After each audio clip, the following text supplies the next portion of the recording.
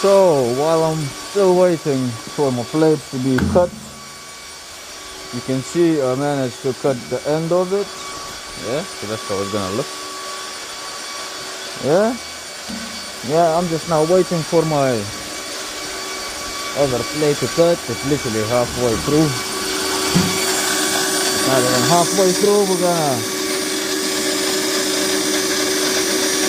put a little bit of a speed on that.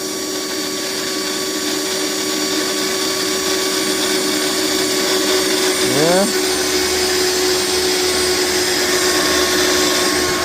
So, and in the meantime, until I'm waiting, you can probably guess, guys, what's wrong with this. Yeah, so I'm gonna replace these tubes into the new one.